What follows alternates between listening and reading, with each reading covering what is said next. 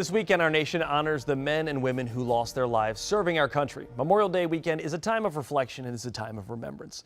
And we want to share with you some of the ways you can pay tribute to our fallen heroes locally. Now, right now, the Poppy Wall of Honor is at the National Mall. Now, the wall has more than 600,000 poppy flowers to represent the lives lost during World War I. The display will be on up until 6 p.m. tomorrow. To talk more about this Memorial Day exhibit, let's bring in Shalina Frey from USAA. Thank you so much for joining us today. Can you tell us what first inspired the creation of the Poppy Wall of Honor and how it came to be? Well, first of all, good morning, and thank you for taking time out with me.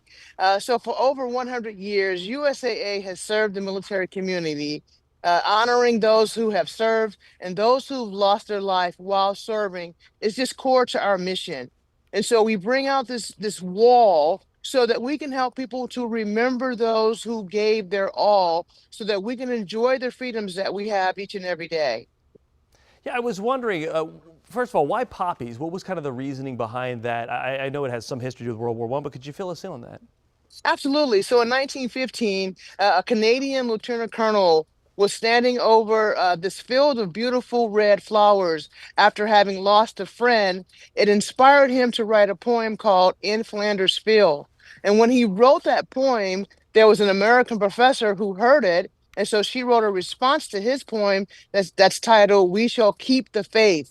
And from there, they campaigned to make this poppy the remembrance for memorial and those who have died.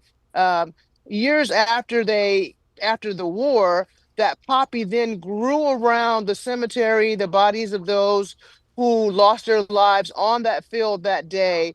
And now we today remember them through this beautiful red, vibrant flower called the poppy. And you know, each one, I think I was told more than 600,000. What does each one represent, or at least how is it being used to represent those we lost during World War I? So if you're looking at the display from a distance, it looks like a panel of flowers, of red flowers.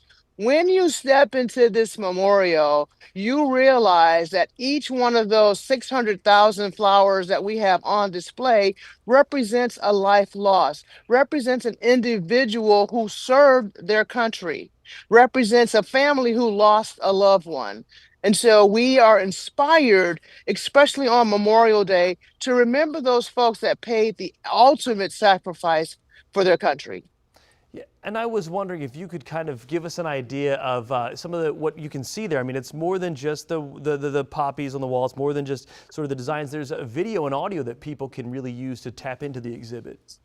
Yes, and so when folks come to the exhibit, we direct them to the right side of the wall that talks about the poppy, and there's videos of family members talking about their loved ones. There's a mom who's talking about her son who joined the military and he wanted to be in explosive ordnance. And she says, "Oh, no, son, that's not for you. I think you should find something else." And he was adamant about being in this career field.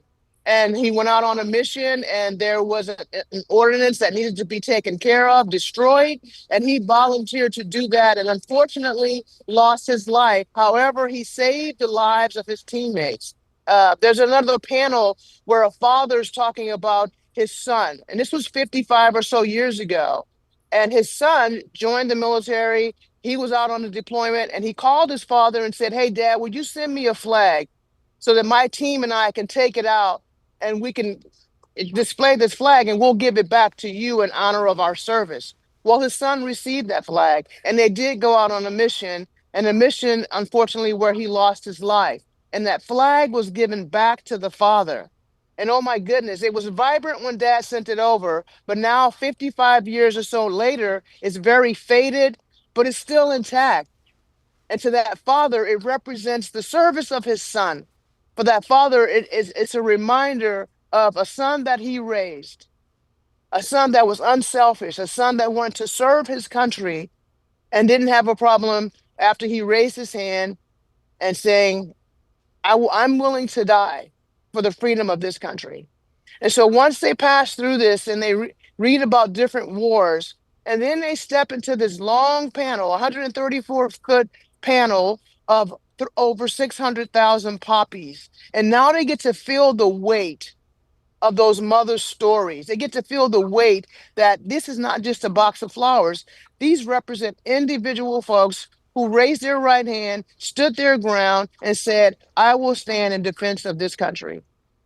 Shalina, thank you so much. I'm hoping that everyone gets a chance to come see this. We thank you for joining us this morning. Thank you for having me. Come, Get Up DC will be coming up in just a bit.